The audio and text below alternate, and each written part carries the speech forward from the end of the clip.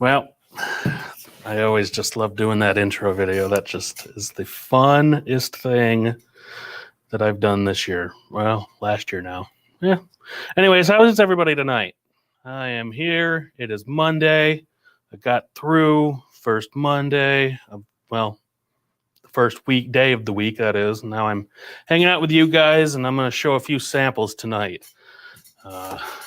Tonight, I am going to be showing 3 different new legacy engines. These are all engineering prototypes that we use for our code work and sounds, etc. These are all from the 2021 C2 catalog. So we're talking about the 412-2, the cab forward AC-12, and the DD35 diesel. So those are the 3 large engines that we're going to be looking at tonight. All are giants in their own respective way. And before I dive into that, I'll just briefly touch base on the last episode and future episodes as well. Last time I did the first part in a mini series on the Base 3, which is our new command control system that we announced in the 2022 Big Book catalog on January 14th. So we are working on that now and cutting tooling and acquiring components and doing additional code work. So things are definitely coming along on that, and I'm still hoping to see those shipped by the end of the year. And I will be doing future parts on that Base 3 and the Cab 3 when we have it more situated. The next episode, I'd really like to be able to show kind of the first or the current phase of the Cab 3 app itself. Right now, we do have it laid out, looking good and running trains. I just want to make sure that we have some other things cleaned up on the app before I show it to the public. Some things it's got to be set up for on the Base 3 side of the app. We still got to work on doing the Bluetooth and the RF engines for Lion Chief and things like that. So it's a very large app project for us, so it takes a long time to build and complete. So I don't want to come out here and show you guys at it before it's really ready for its prime time. So we'll get there. But anyways, let's dive into tonight's topic, which are the 3 engines that I talked about. The first one I want to show, I think on the track anyway, yeah, 412-2. Again, this goes back to the 2021 C2 catalog. So there actually were 2 different spreads of these. We offered many road names and numbers for this engine. This is not an engine that's new to us. We've obviously done this guy in the past, but it's been a decade. I don't remember the exact year, but I know it's been a long time. And with all the latest legacy features and everything, and Bluetooth as well, we had to bring it back, add whistle steam, add big sound effects, 5 different whistles, 5 different bell pitches, bicolor markers. So we had to bring her back and make sure she can still handle the rails. This is a very large engine, like I stated, and it is rated for 072, and it has to be. This is not a small layout-friendly locomotive, anything under 072, and she likes to throw herself on her side and take a nap. So let's bring her in anyways. Bust out the remote, and I'm going to add the choo-choo cam. All right. Now, just let me know in the comments if there's any audio issues or anything, but hopefully with my advanced setup time today, I got everything squared away and don't look as silly as I have in pretty much every episode I've done in the past. Dispatcher here. Start her up. Stand by for track orders. Over. Yes, sir. We'll fire her up. Out.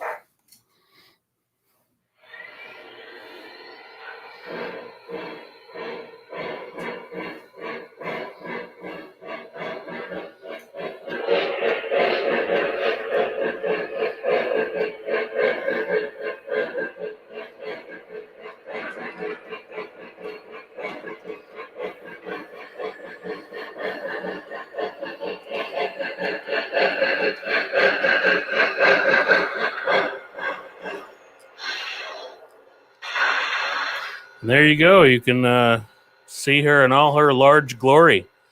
I apologize. I didn't take the labels off of them before the show. We always we make sure we put our labels on them for like which code version we stuck in there, which sound version as we go through as a team. You know, there's 3 or 4 of us working on these engines at any time, so it helps to have it labeled so that we know, okay, well, he put version 2 of the code in there, and audio version, he's got version number 3 in there, so we keep track, and it helps us not release out a version of code or audio that we didn't intend to. So, and then anybody that's picking it up off the shelf knows what it's got in it as well. I'm going to turn it down just for a minute. All right, so for those not too familiar with these, the white configuration, this is 4 wheels in the front, 12 driving wheels, which is huge for a fixed, non-articulated steam locomotive, and then 2 in the back, and then the tender is a 12-wheel oil tender. So this was definitely a big locomotive on the Union Pacific Railroad, the 9000 series of steam locomotives. So pretty cool, huh? I'm going to add some more smoke because I got the smoke, but I don't think I ever added any. The old trick of blowing down the stack to get it to smoke, if I can reach. There we go. And then you bump the thing and it moves.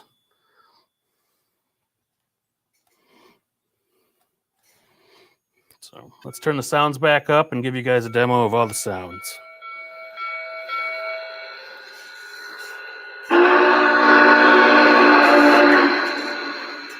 That is the default whistle. This is the Union Pacific version, that is. Now, other versions that we put in the catalog might have different default whistles, depends on what Ryan chose. Like CNO would have a different default whistle, but otherwise they're going to have 5 different whistles in them, and I'll go through them, and this will be a good demo for the Union Pacific version.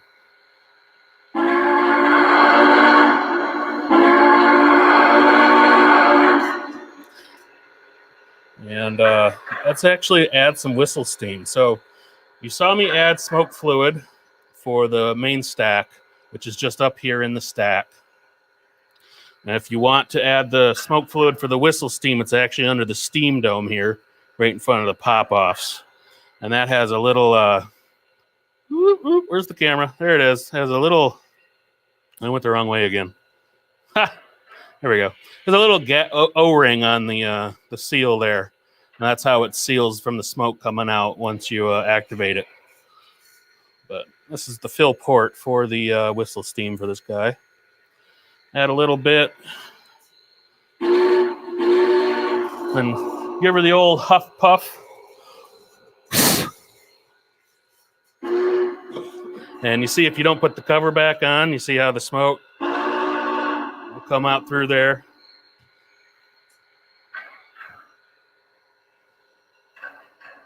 So we put that back on. You make sure you press it down in. That seats that O-ring nice. And then the whistle steam will actually come out the whistle in the back here. It's really hard to see on the camera, but in person, it's quite a bit of smoke. So that's how you do that. So anyways, I got that working. Let's go through the 5 different whistles. You've heard the first one.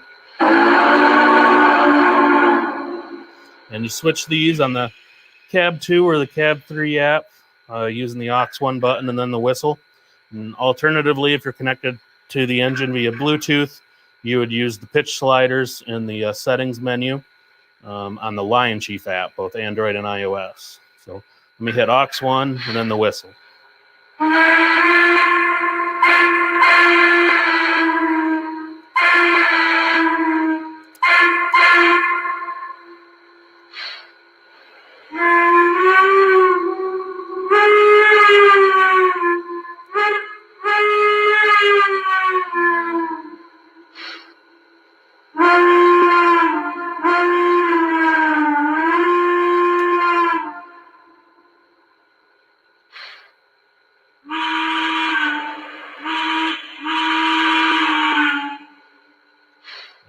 5, it goes back to the default. So, pretty fun. Let's listen to the bell as well.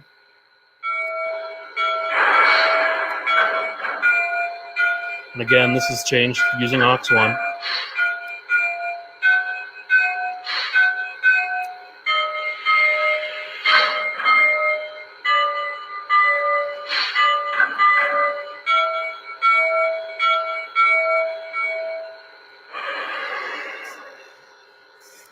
All right, and as I mentioned before, these do have bicolor markers. Please note that on my EP here, I am missing the bell detail, but the bell bracket is up here in between the markers and will have the bell. We're just a little rough with our samples sometimes. I mean, the whole point, too, besides doing the code and the sound, is to make sure these things can take a beating, and sometimes we give them a beating. So the bell detail's missing, but I could at least show you the marker light changes. This is done by holding the aux 2 key on your cab 2 remote as well as the cab 3 app. And that opens up the lighting menu.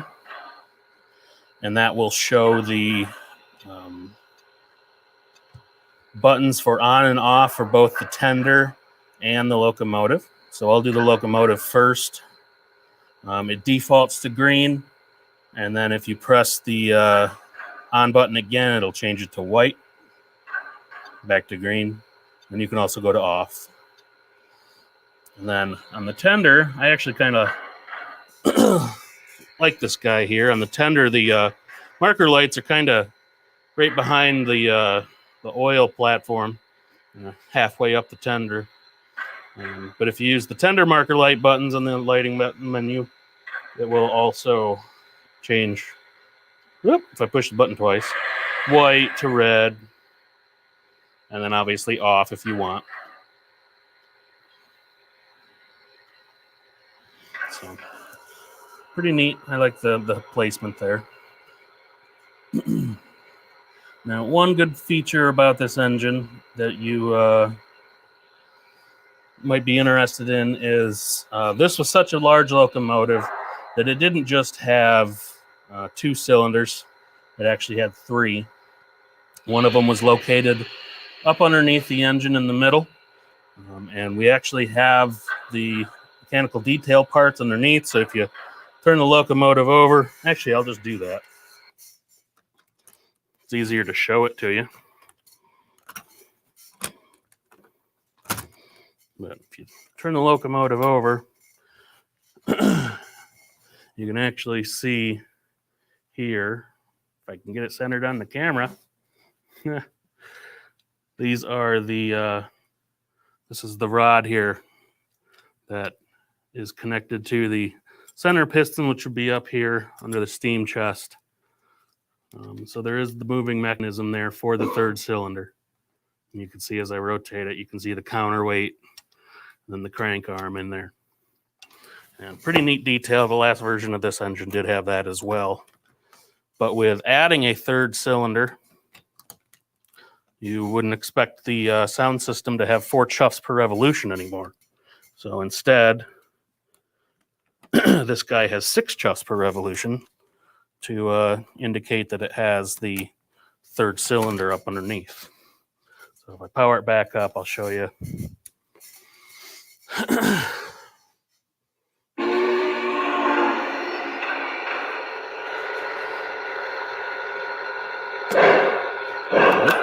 Actually put it on the track, Dave. Helps to put it on the track. 5,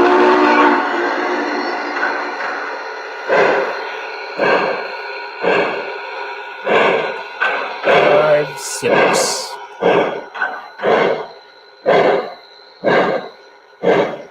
So, pretty neat. Yep, 6 chuffs per rev. Will, yeah, you asked if it moves. That mechanism that I showed you underneath, it does have the crank rod that goes back and forth. That does move as the engine moves. So even though that detail is buried underneath and you'll never see the thing, yeah, it does exist and it does move down in there. So a nice touch, I thought, to the locomotive. And then this guy will have all the other standard detail or features of a legacy engine, like crew talk. Dispatcher, am I cleared to the outbound? Over. Hold for signal indication. Dispatcher out. And all the lighting features. We've already gone over the lights, but I always like the cab views, especially. It's nice to see the detail that goes into the cabs. You know, from the flickering firebox to all the gauges that are on the back head to the cab light and the two crew figures. Always a good touch to put in that extra level of detail into these. And messing with the camera here.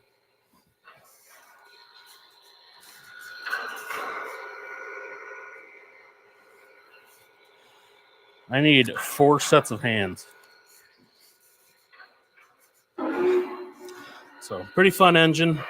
These will ship later this year. I honestly do not have the shipping schedule in front of me, so I apologize for not having shipping dates handy.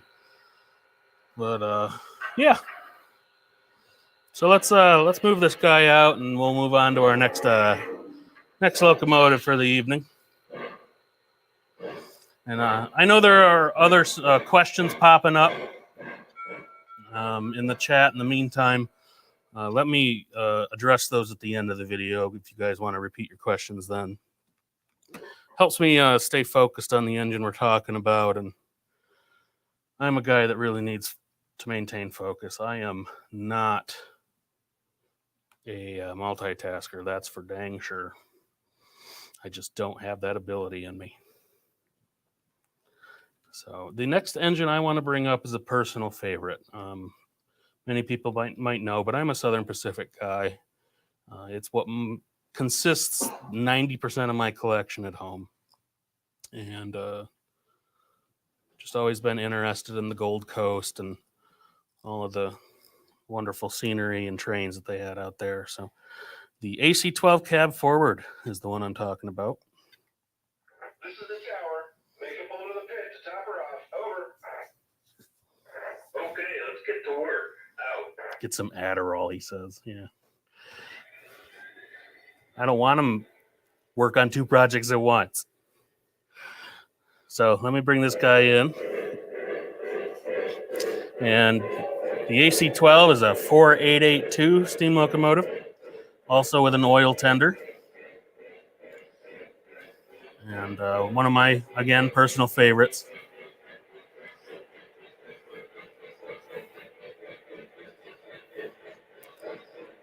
And since this is a compound steam locomotive, or articulated steam locomotive, it does have drift chuff.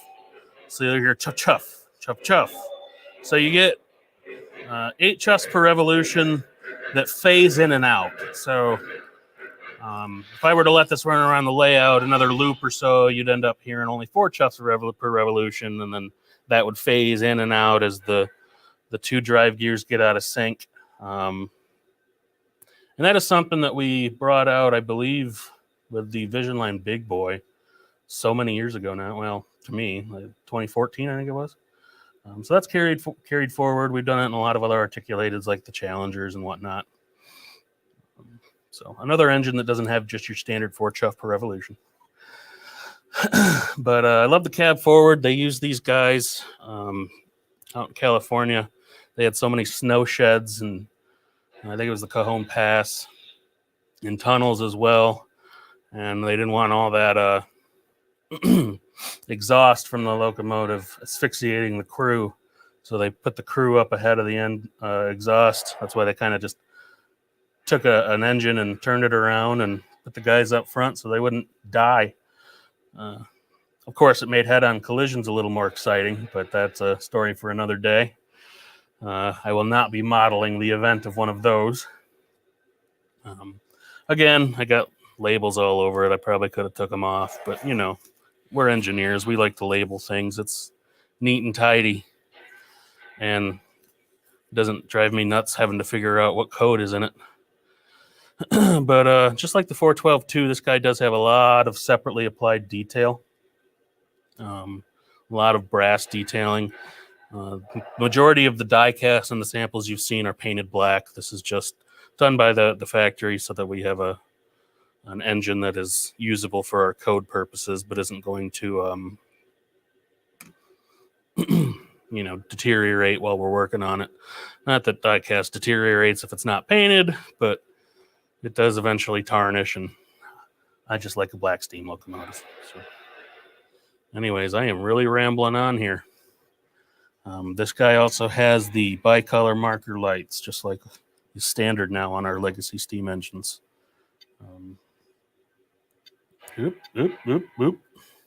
Green. I had it changed to white, but green will be the default. And obviously off. And then the tender's got them too in the back. It's got the red, which can be changed to white.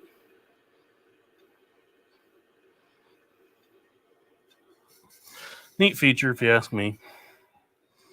I should know. I talk about it to you guys enough. Dave, we get it. It has bicolor markers and 5 whistles. Jeez. Oh well, I'll keep saying it. So this guy will have the 5 whistles. And kind of the standard SP freight whistle. We used it last on the AC-9, which was kind of an earlier version of the AC-12, but it was in standard configuration and not a cab forward. We did that one 4 or 5 years ago now. Very beautiful engine, but I still like the cab forward. It's just so unique. Again, switching through the whistles.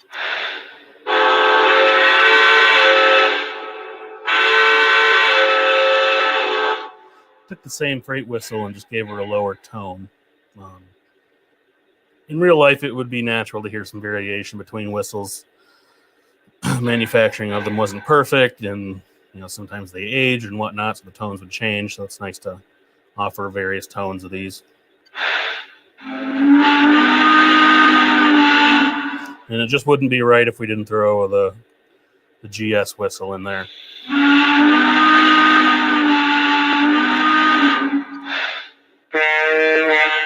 And then this also has 2 horns. The real AC-12s had horns as well.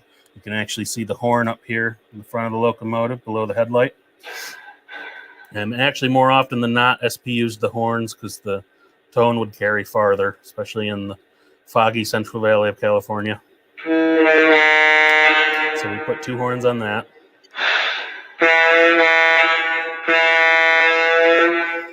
And one thing to note real quick, this does have whistle steam.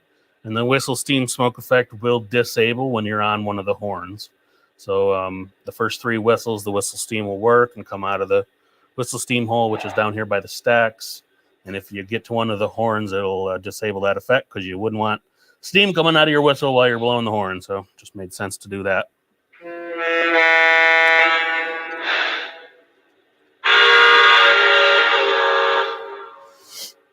All right, and then you got your crew talk. Dispatcher, errors made, brake test complete. Are we clear, full? Over. We're waiting for a work extra to get in the clear. Hold for my signal. Out. I'll have to ask my audio guy who did the character for that engineer, but pretty amazing sounding if you ask me. Real professional. So, fun times. This one for the smoke unit. Oop, wrong way. This one for the smoke unit shares a single smoke unit. What we call a Dsmk, which is a D-smoke unit, double smoke unit. So when you put fluid in the stack, it actually goes down into the same shared reservoir so that you don't have to put smoke fluid into a separate fill hole for the whistle steam. So it's nice to be able to add smoke fluid to just the stack and have it also be shared with the whistle. One little nice tidbit. I'll move this guy away so that after the episode I can go back to just playing with it all by myself, undisturbed. Well, some level of disturbed.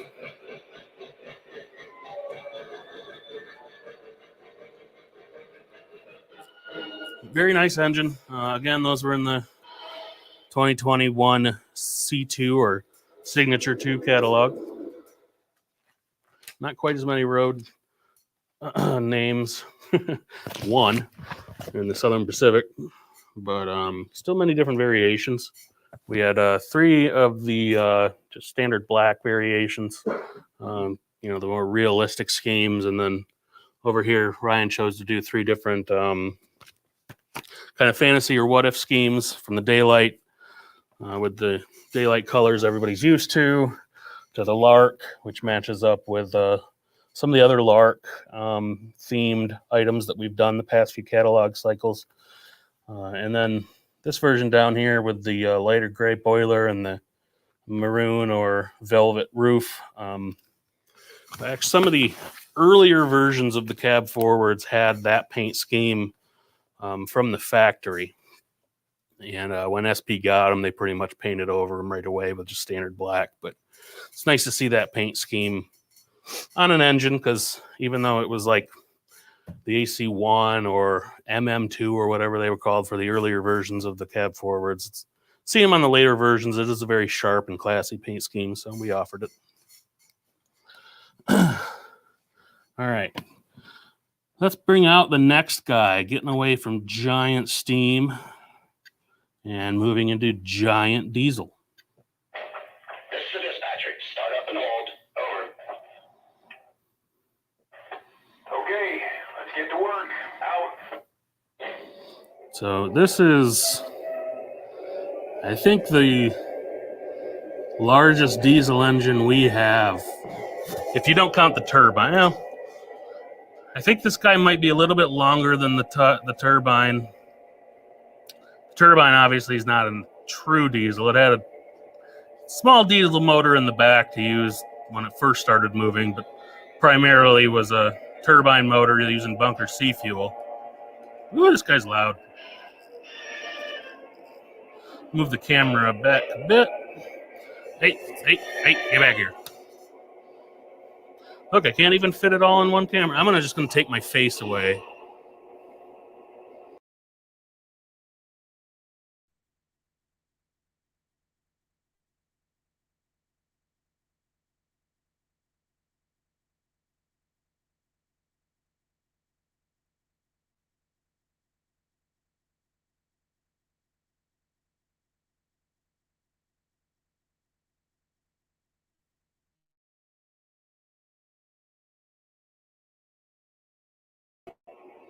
Here we go. And I'm going to add back me. I just wanted to show you guys the big engine.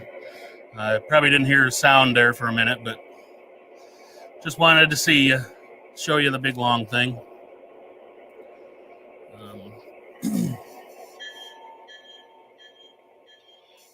So it's a DD35, which was basically a dual diesel engine. The prime movers from Jeep 35s, there are 2 of them in here.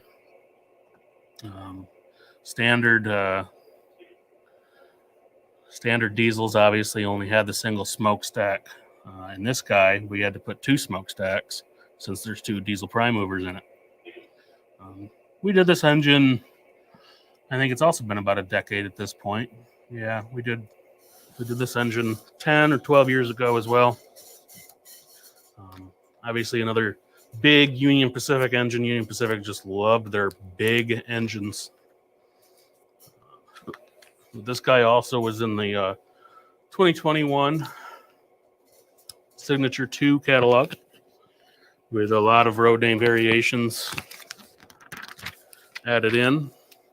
You know, most of the Union Pacific ones are realistic, but we also added in some Alaska units, which I think, or the Alaska unit here, which I think is a very sharp paint scheme. And then we also have the Santa Fe version. Another, I believe, yellow bonnet is what you would classify that as. I know that the Union Pacific version with the American flag is not real, but having the flag on these guys is just too cool. Now the sample I've got here does not have it, but if you look in the catalog, you can see our rendering of it, but we are tooling up the sandbox, which is here on the rear of the engine on the sides. That'll be an all new addition to this locomotive. as well as all the standard legacy features that are in all of our engines nowadays. This guy, since it is such a large engine, and what we really do with most of our diesel engines nowadays, the control switches are up underneath a hatch on the roof. So if you remove this rear radiator fan assembly, that's where you'll look down and see the switches. You know, you got run program, there was on off for the Bluetooth, and then there's on off switches for each of the 2 smoke units. So 4 switches total. So that's where those live. That way you don't got to turn the engine over.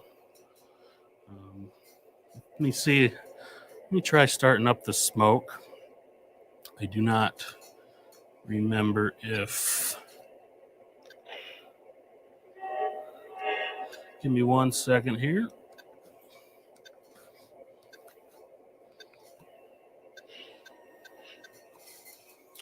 Don't remember if I put smoke fluid in this guy either.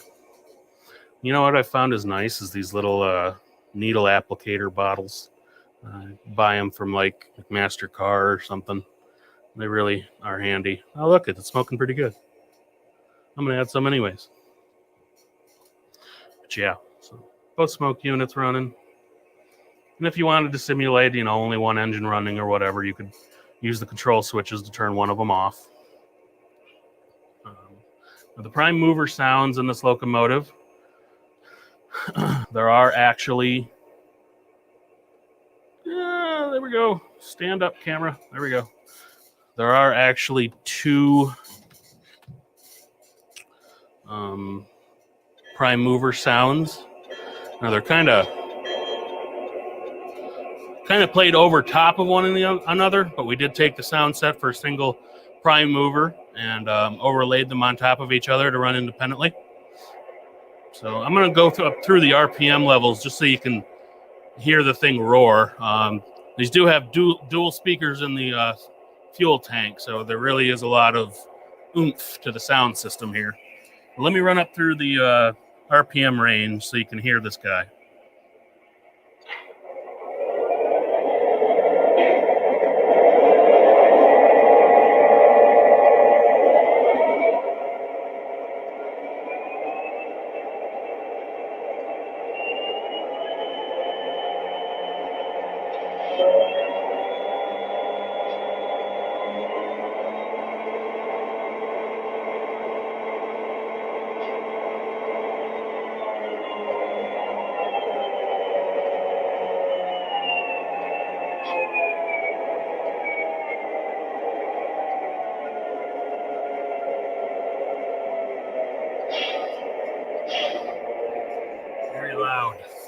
Which we like loud, right?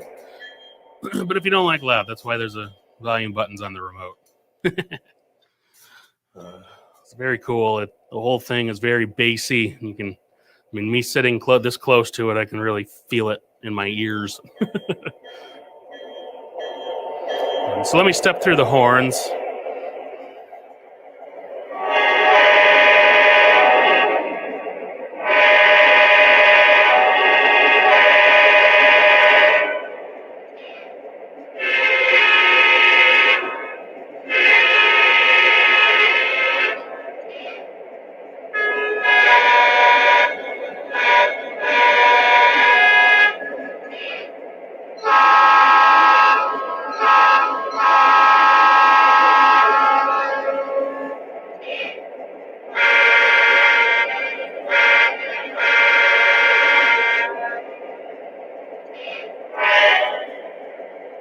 Do the bell as well, since we're already here.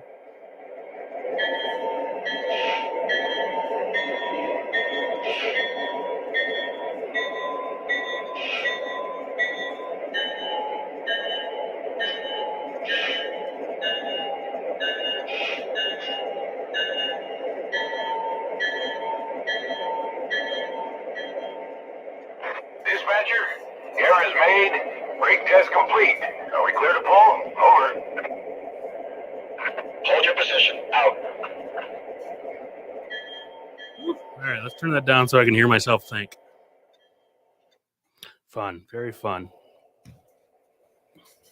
So very cool. Got your crew figures up in the cab light, marker board headlight.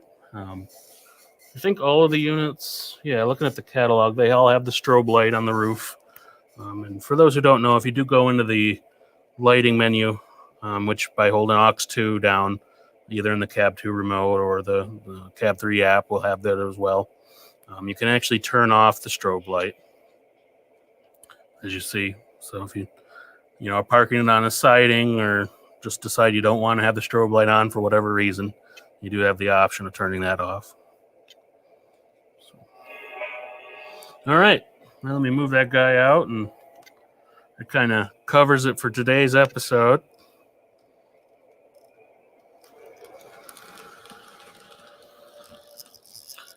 All right, while I get that shut down, if you guys want to enter in your questions into the comments. I know you guys were asking questions all episode, and I was just trying to keep on keeping on. So before I end the episode tonight, if you want to throw your questions into the comments, and I'll answer them to the best of my ability.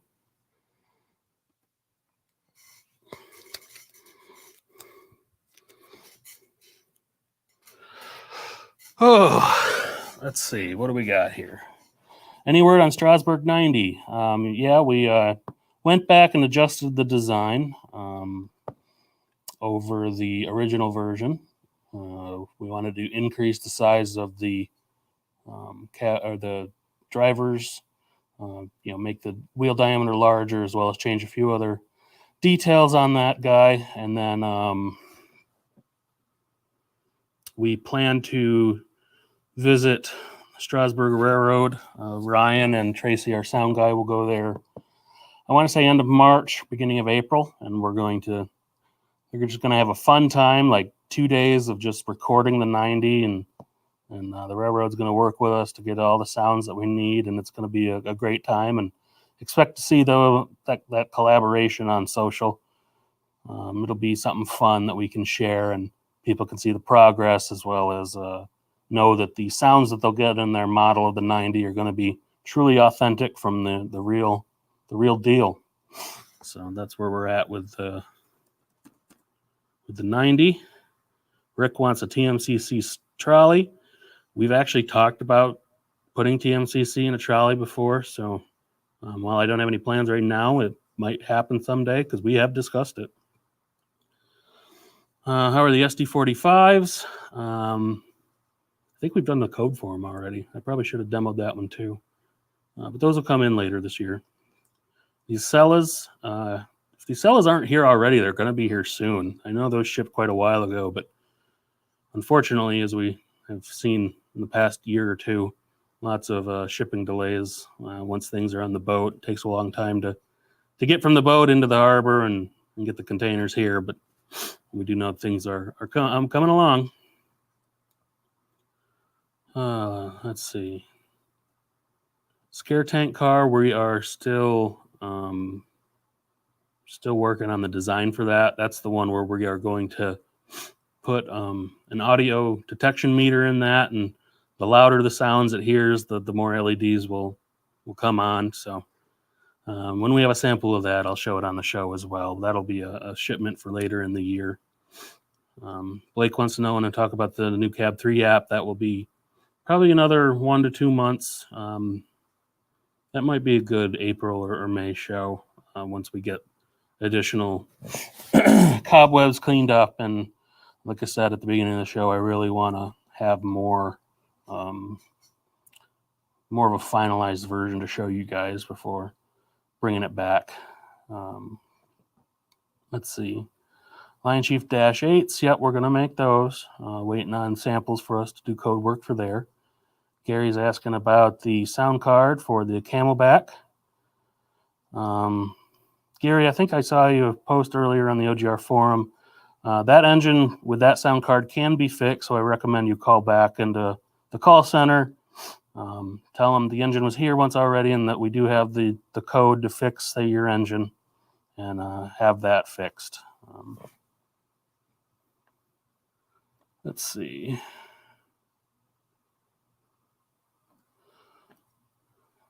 High-speed trains, I talked about the Acela already.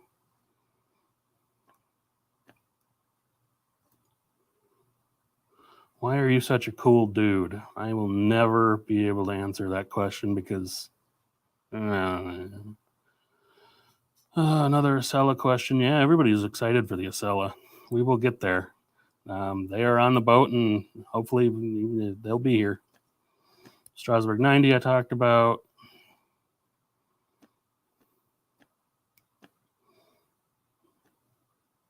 Will base 3 plug into TIU? Yes, you'll use the LCS SCR2 to do that. Create the Strasbourg 475. I'll pass that note along to Ryan. ES44s have KD coupler mounts. All of our legacy engines have scale coupler compatibility. DM&IR Yellowstone, another one I'll pass on to Ryan. You saw Acela Power Car on the table. I have done 2 Acela episodes of Demos with Dave, so go back and watch those episodes and you'll see all about the Acela. Dash 8s, I told you I have no idea on delivery dates at this time.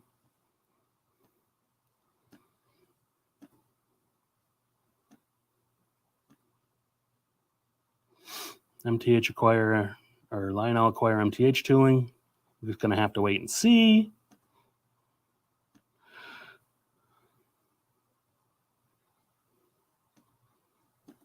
Ooh, these are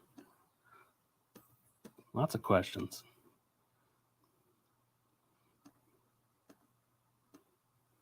Can you extend the signal of the cab 3?